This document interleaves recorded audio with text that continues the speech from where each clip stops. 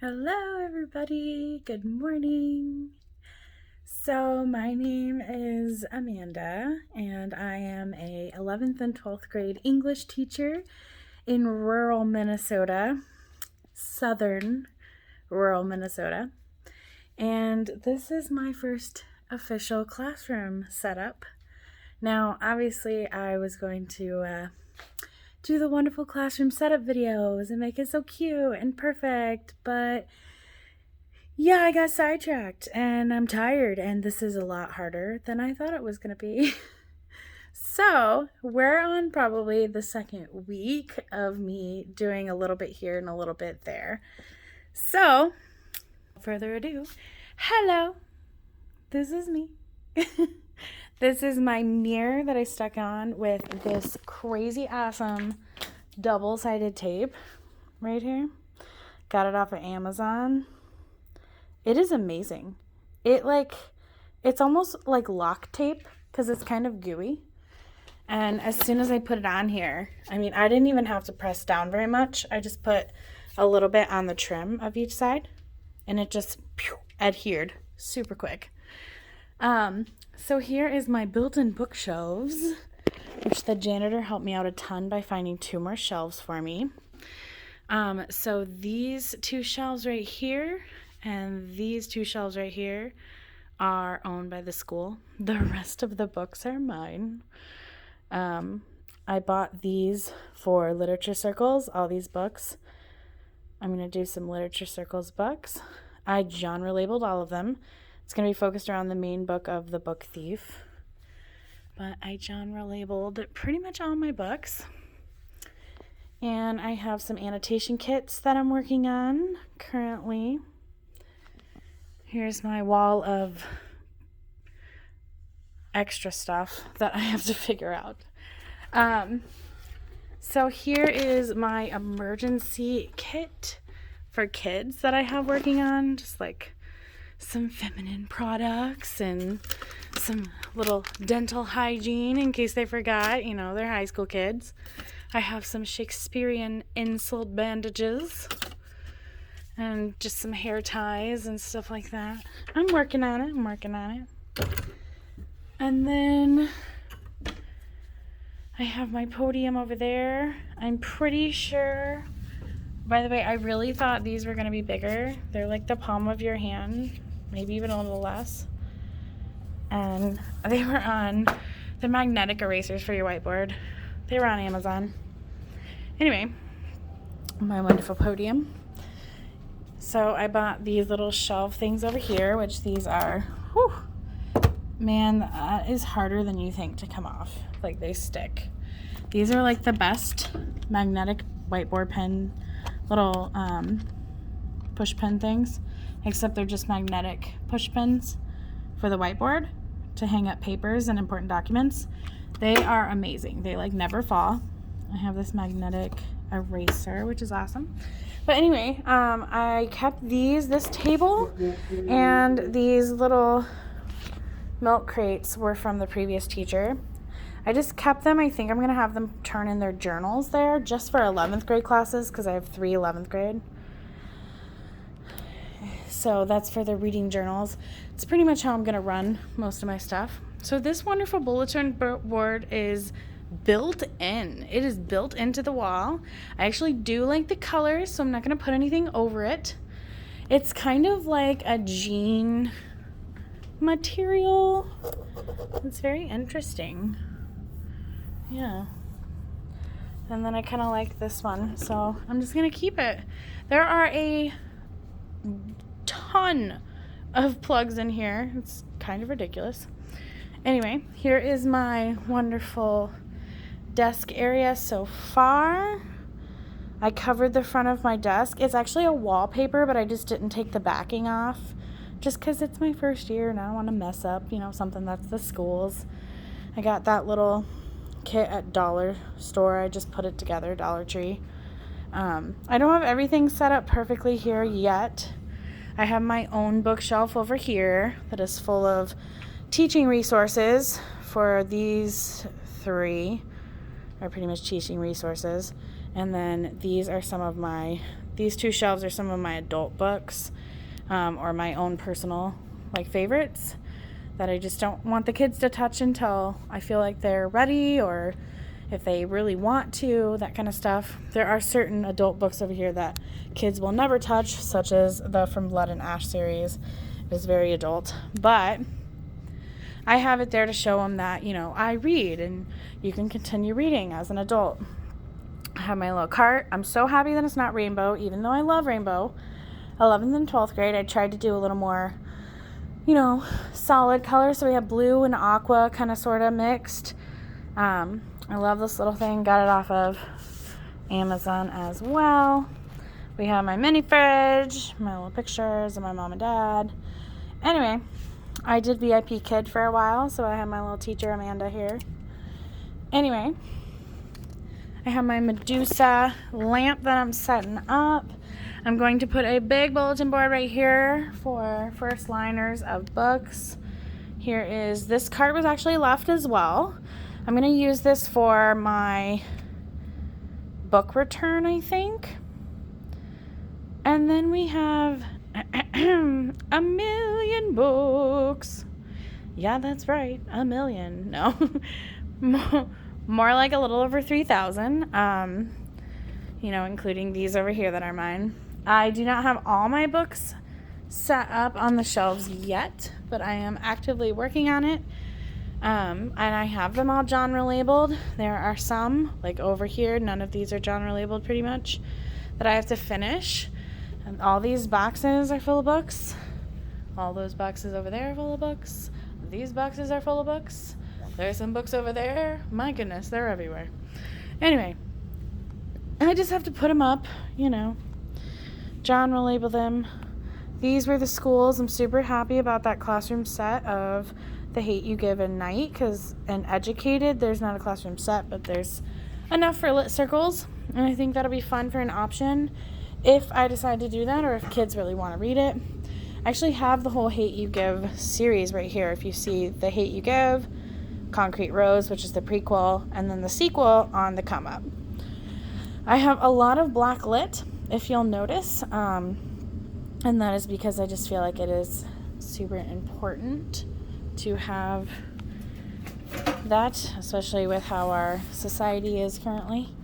However, I do have Middle Eastern lit. I have some Asian lit. I have Hispanic lit somewhere. Oh, here we go. That's not my only one. It's just the first one I came across, along with some LGBTQ. These are pretty much all my LGBTQ books. I don't have a ton, but I'm working on it. But I have a lot of different genres and such that are not labeled as well yet. So, yeah, lots of different age groups. I didn't want to stick just to 11th and 12th. You have kids that are wanting to read something a little lighter or something a little more high tech. Like this is Amari, which is a new middle school book that just came out. Middle grade book, and it is a wonderful tale. I read it myself. This whole section is graphic novels. Middle to high school. I even have a couple adults there, like Persepolis. And then we have some realistic. I bought these little greenery things that I'm going to try to spread around here on each side. I have to separate them. I bought them at Walmart. I had to try to fluff these up. I bought some vines. As you notice, there are no windows in here. So I'm trying to add a lot more greenery in order to kind of allude to a window or a green space kind of thing. So I have some moss and stuff like that. Here's my first bulletin board paper that I tried to put up. It was very confusing. I used I used this white mounting tape on this side, because if you see this wood, you see the wood outline for the frame here, and this one as well. These are like built in. Okay, they're really annoying, but they're built in. I have to change those colors because that's from the previous teacher. But the point is this has a built-in as well. And so I basically put the bulletin board paper like over the edge of the frame and kind of like stuck it to this double-sided mounting tape, which I did not do it even, clearly. But that is roundabout what I did. So then I can put the trim like around the frame, which I'm not entirely sure how that's gonna look, but I'm trying. It's a little wonky right now. It actually doesn't look too terrible. It's just in my head. I'm like, oh, this is not what I wanted. But I'm trying. I can always smooth it out. And I might put the siding just right here, or I might put it over here. I'm not entirely sure yet. We're going to have to see what works. And then I have a big one to do back here. I'm going to fill these two. I think I'm going to put some pictures right there, because I think I'm going to put my remember. I did a little remember kind of bulletin board for my classroom rules. So yeah, it's gonna be fun. I have a lot more to do. I have this wonderful rug for my reading area. It's gonna fill round about this whole section. It's pretty big. It doesn't look big, but it is, I promise. But yeah, it'll fit a good section there. So yeah, I will update you guys when I get back. Some kids are actually in the building today. I think they have some football practice and such. There's some volleyball starting today. So just a little bit of athletics. So I have to be on my best behavior. 11th and 12th grade. They remember every interaction. Yeah, it's important. I still need to dye my hair because I have a little bit of green from the lake from this summer before we moved. Yeah, that's right, moved. I had to physically move down to southern Minnesota in order to get this job, which means I did a personal huge move, and now I'm doing a classroom setup, and it is a lot. It sounds so fun in theory, and it has been fun in a lot of ways. I love watching classroom setup videos on YouTube. I have to tell you, real life, without a ton of help, it's a lot. It's a lot because I'm currently finding out what classes I'm going to teach. I'm about to start next week some new teacher workshop days and then actual workshop days for all staff, and I know it's going to be a lot to intake, and